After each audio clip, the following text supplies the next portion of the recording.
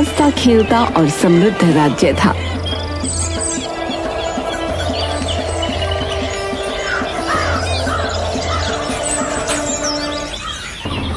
जहाँ राजा की 2 रानियां थीं और दोनों को एक एक पुत्र था। राधिका बड़ी रानी थी और मीना छोटी। राधिका का पुत्र था निश्चय और मीना का पुत्र था अरुण। दोनों भाइयों का आपसी प्रेम अटूट था, लेकिन जहाँ राधिका दोनों राजकुमारों को समान नजरों से स्नेह करती थी, कहीं न कहीं मीना एक लालची और चालाक स्वभाव की रानी थी। बेटा अरुण और निश्चय, तुम दोनों आज शिकार पर गए थे ना? थक गए होंगे, इसलिए मैं तुम दोनों के लिए ये हल्दी वाला दूध बनाकर ले आई हूँ। पी लो बेटा। बड़ी माँ, मुझे ना दूध पीना बिल्कुल भी अच्छा नहीं लगता। हाय मेरा बच्चा, पूरे 18 साल का हो गया है, लेकिन अभी तक भी बच्चा ही है। जल्दी से नाक बंद करके दूध पी। देख निश्चय भाई कितने आराम से दूध पी रहे हैं। दूध पीने से ऊर्जा आती है, साथ ही मस्तिष्क भी बलवान होता है। एक सांस में पी जा। इतने में ही राजा की दूसरी पत्नी मीना वहाँ आ पहुँची। हाय मेरा अरुण बेटा, थक गया होगा ना? मैंने दास को कहकर खास जड़ी बूटियों वाला तेल मंगवाया है तेरे लिए। तेरे शरीर की मालिश होगी ना तो तू और मजबूत बनेगा। माँ, थोड़ी देर बाद मैं और भैया दोनों ही जाकर अंग मर्दन करवा लेंगे ना? अरे बेटा, वो खास तेरे लिए आया है। अब मेरा मतलब है कि निश्चय तो बड़ा है ना, उसे क्या जरूरत है? वो इतना बलवान है। चल चल तो चल मेरे साथ। मीना बहुत लालची औरत थी। एक रानी होने के बाद भी उसके मन का लालच कभी खत्म नहीं हुआ। वो अपने अलावा किसी को भी कुछ हासिल करते हुए नहीं देखना चाहती थी। लेकिन राधिका कभी भी मीना और अपने बच्चों में भेदभाव नहीं करती थी। वो बहुत ही विनम्र औरत थी। अरे इतना स्वादिष्ट खाना, जल्दी जल्दी ये मालपुआ खा लेती हूँ। क्या पता सबके सामने खाने को मिले कि ना मिले। मीना फटाफट मालपुए हाथ में उठाकर अपने दुपट्टे के पीछे छुपा लेती है और फौरन अपने कमरे में चली जाती है। ये देखिए राधिका रानी, ये अश्व मैंने विदेश से मंगवाया है। हमारा पुत्र निश्चय बड़ा हो रहा है, उसे विशेष प्रकार के घोड़े की घुड़सवारी का अनुभव होना चाहिए ना? इतने में मीना वहाँ पहुँच गई। राजा साहब, ये घोड़ा तो बहुत सुंदर है। मेरे अरुण का जन्मदिन आ रहा है, पक्का आपने उसके जन्मदिन के उपहार के रूप में ये घोड़ा मंगवाया है, सही कहा ना? राजा कुछ बोलता उससे पहले ही राधिका इशारे में उन्हें रोक देती है। हाँ हाँ छोटी, ये घोड़ा अरुण के जन्मदिन के लिए है। जाकर अरुण को बताती हूँ, खुशी से फूला नहीं समाएगा। मीना जब अरुण के पास पहुँची। पर आपने ऐसा क्यों किया माँ? मैं अच्छे से जानता हूँ कि निश्चय भैया के लिए विदेश से एक अश्व आने वाला था। आप उसे मेरे जन्म दिवस का उपहार कैसे बना सकती हैं? तो चुप कर, तू जानता भी है उस घोड़े की कीमत कितनी से आता है? अरे विदेश से आया है, विदेश से।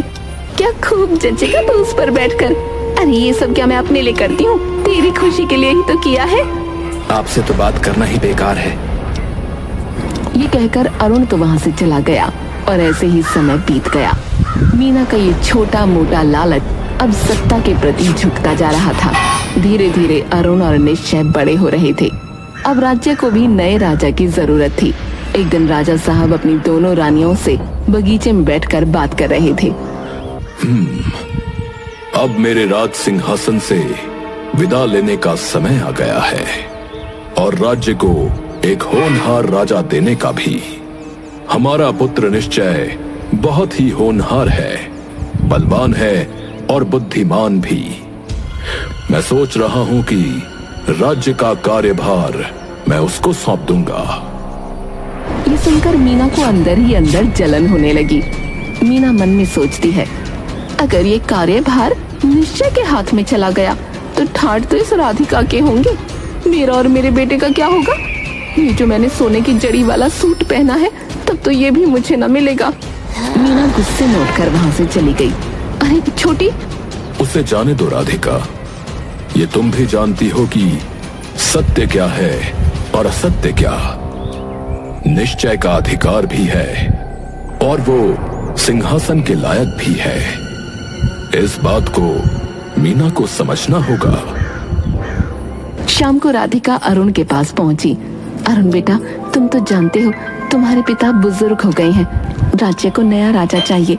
ऐसे में अगर ये राजगद्दी तुम्हारे बड़े भाई निश्चय के हक में भी आई तो तुम उसे दिल से ना लगाना। तुम हमेशा ही मेरे दिल के करीब रहोगे। तुम्हारे लिए हमारा प्यार कभी कम ना होगा। पर हाँ, अगर तुम्हारे मन में थोड़ी सी भी गुंजाइश है तो तुम मुझे बताओ। ये राजगद्दी खुशी खुशी तुम्हें सौंप दी जाएगी। तुम्हारी खुशी के आगे किसी की खुशी मायने नहीं रखती। बड़ी माँ, आप ये सब मुझे क्यों समझा रही हैं, मैं जानता हूँ। और रही बात मेरे और बड़े भैया के प्रेम की, तो उसके बीच में कोई भी राज्य कभी नहीं आ सकता। मैं जानता हूँ कि आप मुझे निश्चय भैया से भी अधिक प्रेम करती हैं। इतनी नहीं मीना वहाँ पहुंची। ये देख अरुण, असली हीरो का काम करवाया है मैंने इस लहंगे पर। कल मैं जश्न में यही पहनूंगी। अरे दीदी आप, यही तो देखो, सुंदर लग रहा है ना। जो भी तुम पहनो तुम सुंदर ही लगती हो। अच्छा मैं चलती हूँ। माँ, हीरे लगवाने की क्या आवश्यकता थी? चुप कर, रानी हूँ मैं, दुनिया वालों को लगना तो चाहिए। वैसे भी अगर मैं सुंदर न लगूंगी तो और कौन सुंदर लगेगा। और कल के लिए तैयार हो जा। अगली सुबह राजा साहब की गांव वालों से राजा के रूप में अंतिम मुलाकात थी। सभी तैयार होकर सभा में पहुंचे। मेरे प्रिय गांव वासियों, मैंने अपने जीवन के कई वर्ष इस राज्य की देखभाल में लगा दिए। आशा है कि आप सभी को मेरे किसी निर्णय से कोई आपत्ति नहीं रही होगी और मेरा पूरा प्रयास रहेगा कि आगे भी राज्य को सही राजा ही मिले। महाराज की जय हो, महाराज की जय हो। राज्याभिषेक 3 दिवस बाद होगा। महाराज कौन है, इस बात से पर्दा भी 3 दिन बाद ही उठेगा। आप सभी से निवेदन है कि आप भोजन करिए और इस उत्सव का आनंद उठाइए। राजा बहुत अच्छा था। वो अपने गांव वालों के लिए भोज आयोजित करता रहता था। अब इंतजार था तो 3 दिन बीत जाने का। आइए आइए साधु महाराज, आपको आने में कोई समस्या तो नहीं हुई? इस भव्य राज्य में भला किसी को क्या समस्या हो सकती है राजन? बाबा के लिए आसन लगाया गया। साधु महाराज, अपना आशीर्वाद कृपया आप ऐसे ही बनाए रखें। राजन, मैं आपको यहाँ आशीर्वाद देने ही आया हूँ। ये देखिए, ये है एक अनोखा पत्थर। ये ऐसा वैसा पत्थर नहीं, बल्कि इसमें 100 बलवानों की शक्ति, 100 चतुर्वर्ण लोगों की चतुराई और 50 समझदारों की समझदारी है। नहीं नहीं राजन, आप इसे अपने हाथ में नहीं ले सकते। राजा के एक इशारे पर एक दासी एक छोटा सा संदूक लेकर आई। बाबा ने वो चमत्कारी पत्थर संदूक में रखा। इस पत्थर को प्रथम बार जो भी स्पर्श करेगा, इसकी सारी शक्तियां उस मनुष्य में चली जाएंगी। अगर वो मनुष्य अपनी शक्तियों को त्यागना चाहे तो उसकी इच्छा अनुसार वो शक्तियां पुनः इस पत्थर में समाहित हो जाएंगी। यह अद्भुत वस्तु मैं तुम्हें प्रदान करता हूं। आशा है तुम इसका सही प्रयोग करोगे। सभी ने बाबा के चरणों को स्पर्श किया और कुछ ही समय बाद बाबा भी महल से रवाना हो गए। महारानी राधिका, कृपया इस पत्थर को आप संभाल कर रख दें। कि इतने में ही वो संदूक राधिका के हाथ से मीना ने छीन लिया। अरे दीदी, आपको तो बहुत काम होंगे ना, लाइए ये मैं संभाल के रख दूंगी। मीना वो पत्थर लेकर फौरन अपने कमरे में गई। रात को जब सब सो चुके थे तब मीना ने वो संदूक खोला। संदूक खोलते ही वो पत्थर चमचमाने लगा, जिसके तेज से अरुण की आंख खुली। माँ, ये तो वही पत्थर है ना जो आज वो साधु बाबा देकर गए थे? पर आप इसके साथ क्या कर रही हैं? मीना फौरन वो पत्थर अरुण के हाथ में रख देती है। अरुण के पूरे शरीर में थोड़ी कंपकपाहट होने लगी और वो अब खुद को बहुत शक्तिशाली महसूस करने लगा। माँ, आपने ये क्या किया? तो अपना मुंह बंद रख ले बेटा, ये सब मैं तेरी भलाई के लिए कर रही हूँ। आखिर ये शान और शौकत चकाचौंध तुझे प्यारी है कि नहीं? अब तू तू ही राजा बनेगा मेरा बेटा। हाय, मेरा बेटा कितना शक्तिशाली लग रहा है। अगली सुबह होते ही सभा में निश्चय की चतुराई की परीक्षा शुरू हुई, पर उससे पहले राजा ने वो पत्थर मंगवाया। महारानी मीना, कृपया वो पत्थर लेकर आए। पुत्र निश्चय, इस पत्थर को पूरी श्रद्धा के साथ हाथ लगाओ। निश्चय वैसा ही करता है, लेकिन उससे कोई प्रभाव नहीं पड़ा। लगता है पत्थर ने अपना कार्य कर दिया। विद्वान जी, कृपया अब आप अपना कार्य प्रारंभ कीजिए। हाँ तो राजकुमार निश्चय, कृपया बताइए कि मेरे पास नगर है परंतु घर नहीं, जंगल है परंतु पेड़ नहीं, नदी है परंतु मछली नहीं। निश्चय के जवाब देने से पहले ही अरुण बोला, इसका जवाब है मानचित्र। अति उत्तम, अति उत्तम छोटे राजकुमार, अति उत्तम। अब मेरा दूसरा प्रश्न। एक थाल मोतियों से भरा हुआ, सबके सर पर उल्टा रखा हुआ, चारों ओर फिरे वो थाल, परंतु मोती उसमें से एक ना गिरे। आसमान और तारे। बहुत खूब मेरे भाई, इसका उत्तर तो मैं भी नहीं जानता था। और ऐसे ही धीरे धीरे अरुण ने सारे सवालों के जवाब दे दिए। कुछ देर बाद तीरंदाजी का मुकाबला शुरू हुआ और वो भी एक एक करके अरुण ने सारे निशानों को भेद दिया और ऐसे ही एक एक करके वो हर प्रतियोगिता में जीतता गया। अति उत्तम पुत्र अरुण, अति उत्तम। लेकिन सिर्फ इससे बात न बने कि राजा जी, पूरे राज्य के सामने ये साबित हो गया है कि मेरा बेटा अरुण राजा बनने के काबिल है और उसमें सारे गुण हैं। और ये निश्चय तो बैठा बैठा देखता ही रह गया, एक भी सवाल का जवाब न दिया गया इससे। एक ही हाथ में एक सख्त नारियल तोड़ा है मेरे बेटे अरुण ने, और दूसरी तरफ उस नारियल को तोड़ने के लिए निश्चय ने 3 बार प्रयास किया।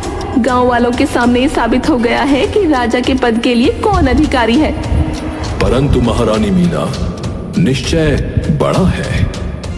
आप तो इंसाफ के देवता है ना, कीजिए इंसाफ। दूध का दूध और पानी का पानी आपकी नजरों के सामने हो चुका है। मेरा बेटा राजा बनने के काबिल है, लेकिन आप ये दुनिया वालों से छुपाना चाहते हैं। बड़े की आड़ में निश्चय के सर पर ताज पहनाना चाहते हैं। ऐसा न करो मीना, सबके सामने राजघराने का मजाक बन रहा है। ये सारी बातें अकेले में करते हैं। जब निश्चय को राजा सबके सामने बनाया जाएगा तो ये बातें भी सबके सामने ही होनी चाहिए ना। वहीं दूसरी तरफ निश्चय अपने भाई अरुण से बोला, मेरे भाई अरुण, हमारे माता पिता हम दोनों को एक विजय की तरह राजगद्दी पर बैठाना चाहते हैं, परंतु मैं जानता हूं कि तुम राजगद्दी के लायक हो, मैं नहीं। इस पर तुम्हारा हक है मेरे भाई। इनका निर्णय जो भी हो, मैं तुम्हारे राजा बनने से बहुत प्रसन्न होऊंगा। परंतु भैया, आप बड़े हैं और इस पर आपका अधिकार है। अरे पगले, भूल गया क्या? बचपन में जब तुझे पेड़ से अमरूद खाने होते थे तो तू मेरे ही कंधे पर बैठकर पहले अमरूद तोड़कर खुद खाता था। ये भी ऐसा ही कुछ समझ। हम दोनों भाइयों का प्रेम तो अटूट है रे। इतने में ही राजा भी कहने लगे, तुम्हारी ये बात भी सत्य है मीना। आज की प्रतियोगिता को ध्यान में रखते हुए राजा तो अरुण को बनना चाहिए। राज्य के लिए एक होनहार और बलवान राजा का होना आवश्यक है।